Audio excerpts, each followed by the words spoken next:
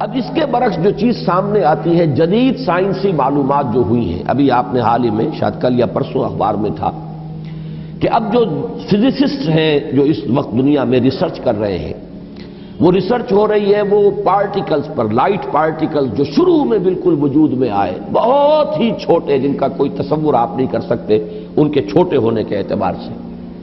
معلوم ہوا کہ وہ 3 قسم کے بیسک پارٹیکلز ہیں، انہی سے پھر یہ کائنات بنی ہے۔ یہ ساری ریسرچ ہو رہی ہے۔ اسی طرح نوبل پرائز جب ملا تھا عبدالسلام کو، یہ جو سائنسدان ہے قادیانی، اور انہیں نصف حصہ ملا تھا ایک اور دوسرے شخص کے ساتھ نوبل پرائز میں، تو وہ بھی آپ کو یاد ہوگا، اخبارات میں پڑھا ہوگا کہ وہ بھی ریسرچ تھی اس بات پر کہ اس کائنات کے اندر بیسک فورسز کون کون سی ہیں۔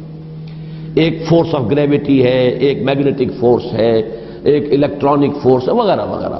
اور ہو یہ رہا ہے کہ اب یہ چیزیں جیسے جیسے تحقیق آگے بڑھ رہی ہے، ان کی تعداد کم ہو رہی ہے، گویا کثرت سے وحدت کی طرف انسان جا رہا ہے، اور انسان یہاں تک جا رہا ہے کہ پوری کائنات اپنی پوری ڈائیورسٹی، اپنے پورے تنوع کے ساتھ، اس کا نقطہ آغاز جو ہے وہ بالکل ایک یا 2 یا 3 چیزیں ہیں بڑی حقیر سی، وہاں سے اس کائنات کا ارتقا ہوا۔ وہ جو theories of the creation of universe ہے کہ یہ کائنات کیسے وجود میں آئی، کریشن کیسے ہوئی، کن سٹیجز میں سے یہ کائنات گزری ہے۔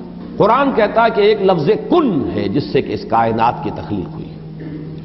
اللہ تعالیٰ کے اس ایک حرف کن نے سب سے پہلی شکل جو اختیار کی ہے وہ وہی پارٹیکلز ہیں نور کے، سب سے چھوٹے چھوٹے پارٹیکلز۔ یہ خنک نور کا دور ہے جس میں کہ حرارت نہیں تھی، گرمی نہیں تھی، ٹھنڈی روشنی، ایک بسیط نور تھا کہ جو اس حرف کن کے ذریعے سے وجود میں آیا۔ یہ جو دور ہے خنک نور کا، ذہن میں رکھیے، اس میں ابھی حرارت نہیں ہے، اس میں گرمی نہیں ہے، جو بھی ہے اندر پوشیدہ ہے اس کے، وہ بعد کا مرحلہ آئے گا جب میں عرض کروں گا۔ اس خنک نور کے دور ہی میں 2 چیزیں اللہ نے اس سے پیدا کی جو صاحب شعور اور صاحب تشخص ہے۔ ایک ارواح انسانیہ، وہ بھی نورانی ہے، اس نور سے بنی۔ دوسرے ملائکہ، وہ بھی نورانی ہے اور اس نور سے بنے۔ سب سے پہلے اللہ نے حضور صلی اللہ علیہ وسلم کی روح کو پیدا کیا، کیونکہ ابتدائی مرحلہ یہی ہے۔ یہ خلق نور کا دور ہے، جبکہ ابھی نہ کوئی ناری کرے تھے، نہ کہیں کسی طرح کی خاک وغیرہ کا کوئی مسئلہ تھا۔ اس کائنات میں اللہ تعالیٰ کے حرف کن نے ایک خنک روشنی کی شکل اختیار کی تھی، اس سے پیدا کی گئی ارواح انسانیہ، انہی میں ایک روح محمدی ہے صلی اللہ علیہ وسلم۔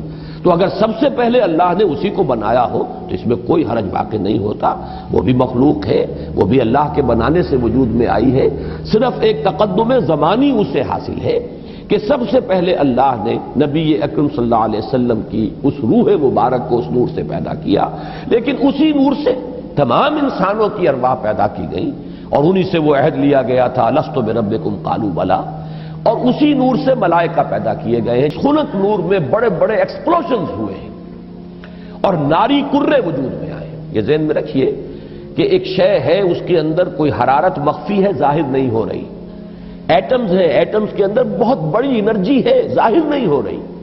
اس خنک نور کے اندر بھی وہ انرجی موجود تھی، لیکن انسولیٹڈ تھی، اس کا ظہور نہیں تھا۔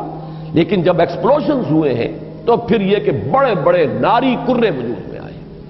یہی ناری کرے ہیں جن کو ہم سورج کہتے ہیں، بہت بڑا ناری کرہ ہے سورج، اس کے اندر کمبسشن کا عمل چل رہا ہے، عمل احراق ہے، اس کی حرارت کا ہم تصور نہیں کر سکتے۔ بڑے اور نہ معلوم کتنے سورج ہیں اس کائنات میں، یہ نہ سمجھیے کہ ایک ہی سورج ہے۔ یہ ایک سورج کے گرد ہمارا جو یہ ہے ایک سولر سسٹم ہے، کنبہ ہے اس کا، کہ اس کے گرد جو ہے یہ سیارے چکر لگا رہے ہیں، کرے ہیں، اور نہ معلوم کتنے سورج ہیں۔ پھر ایک سورج ہے اور ایک ستارے ہیں، ان ستاروں کے گرد یہ سورج اپنے کنبوں کو لے کر چکر لگا رہے ہیں۔ بہرحال ہم یہاں پر جو ہے اصولاً جو بات سمجھنا چاہ رہے ہیں اس وقت وہ یہ ہے کہ یہ سیکنڈ سٹیج ہے، تنزل ہے یہ، کہ اب اس خنک نور میں جب ایکسپلوژنز ہوئے ہیں تو وہاں سے بڑے بڑے ناری کرے وجود میں آئے۔ یہ ایکسپلوژن کا میں جان بوجھ کر بول رہا ہوں، اس لیے کہ جدید سائنس میں، جدید فزکس میں ایک لفظ استعمال ہوتا ہے دی بگ بینگ تھیوری، اس کا نام ہی ہے دی بگ بینگ تھیوری، کہ ایسا معلوم ہوتا ہے کہ ایک وقت میں کوئی بہت بڑا دھماکہ ہوا جس سے کائنات وجود میں آئی۔ اب یہ دھماکہ جو ہے بگ بینگ تھیوری جو ہے، یا تو یہ ہے کہ اس کو تعبیر کیا جائے گا اس حرف کن سے، کن، وہ کن کیسا ہوگا جس نے اس پوری کائنات کو وجود بخشا ہے، اس کا ہم تصور نہیں کر سکتے۔ یہ ہم کہہ رہے ہیں کن، لیکن اللہ کا وہ کلام جب صادر ہوا ہو اور حکم ربی امر کن جو ہے اس کی کیا کیفیت ہوگی۔ تو یا تو بگ بینگ جو ہے یا تو اس سے تعبیر کیا جائے، اور یا یہ کہ جو یہ ایکسپلوژنز ہوئے ہیں اس خنک نور نے جو ناری کروں کی شکل اختیار کی ہے، تو یہ بگ بینگ ہے، یہ دھماکہ ہے۔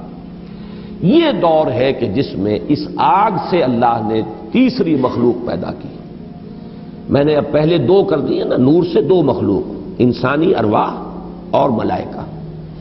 دوسری سٹیج پر یہ تیسری مخلوق پیدا ہوئی ہے، جنات ہے، یہ آگ سے بنائے گئے ہیں۔ قرآن بار بار کہتا ہے وَالْجَانَّ خَلَقْنَاهُ مِنْ قَبْلُ مِنْ نَارِ السَّمُومِ۔ قرآن مجید میں سورہ رحمان میں بھی ہے، اللہ تعالیٰ نے انسان کو پیدا کیا ہے مٹی سے، لیکن یہ کہ انسان کو بنایا ہے آگ کی لپٹ سے۔ بار بار آیا ہے یہ مضمون تو قرآن مجید میں، اور جنوں کا معاملہ جو ہے، اور یہ کہ سورہ ہجر میں فرمایا گیا وَالْجَانَّ خَلَقْنَاهُ مِنْ قَبْلُ، یہ پہلے پیدا ہوئے انسانوں سے۔ لہذا یہ دوسری سٹیج ہے جس میں کہ جنات کی تخلیق ہوئی ہے اس آگ کی لپٹ سے۔ کہ پھر نظریہ یہ ہے کہ یہ جو بڑے بڑے ناری کرے تھے، یہ جب تیزی کے ساتھ حرکت میں تھے تو ان سے کچھ حصے ٹوٹ ٹوٹ کر ان سے علیحدہ ہوئے اور انہی کے گرد چکر لگانے لگ گئے۔ یہ ہے در حقیقت ان سورج کے گرد جو یہ سیارے وجود میں آئے ہیں، یہ کرے جو ہیں۔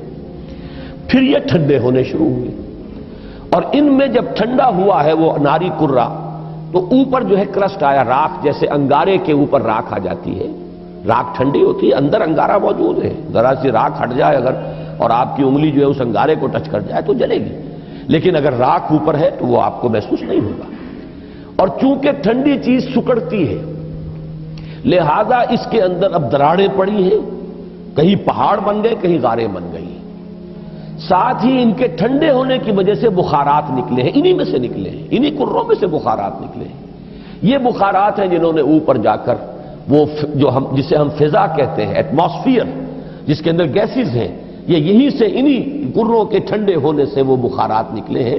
جیسے کہ آپ جب اگر پانی ڈالتے ہیں آگ کے اوپر تو وہ ایک بھاپ بن کے اڑتی ہے، تو خیر یہ تو پانی آپ نے ڈالا ہے، لیکن یہ کہ فضائی وہ جو کرے تھے آگ کے وہ خود ٹھنڈے ہوئے ہیں تو ان میں سے بخارات نکلے ہیں، ان میں سے جو گیسز خارج ہوئی ہیں انہوں نے ایٹماسفیئر بنایا ہے۔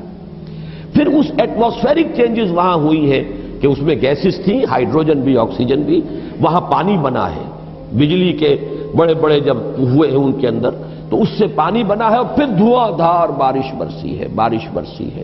اب جو ہمارے ہاں یہ جو اعداد آتے ہیں، لاکھوں برس تک بارش ہی برستی رہی، نتیجہ یہ ہوا کہ جو جگہیں نشیبی تھی ان میں پانی بھر گیا، سمندر وجود میں آ گئے۔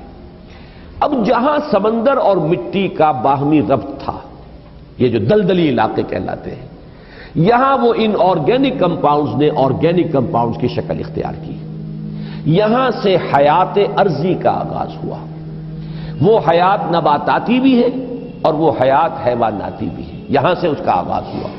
گویا کہ کل حیوانات اور کل نباتات جو کرۂ ارضی پر موجود ہیں وہ سب کے سب در حقیقت اسی کرسٹ آف دی ارتھ سے وجود میں آئے ہیں۔ پانی اور اس مٹی کا امتزاج اور دلدل کی شکل اس کا بن جانا، اور وہاں سے ان آرگینک کی بجائے آرگینک کمپاؤنڈز کا وجود میں آنا، اور اس سے حیات کا آغاز، خواہ وہ نباتاتی حیات ہو اور خواہ وہ حیواناتی حیات ہو۔ اس حیات کا ارتقاء ہے کہ جو پھر انسان تک پہنچا ہے، وہ اس حیات، سمجھیے کہ حیات ارضی، چاہے نباتاتی ہو اور چاہے حیواناتی ہو، اس کی چوٹی کی جو شخصیت ہے وہ انسان ہے۔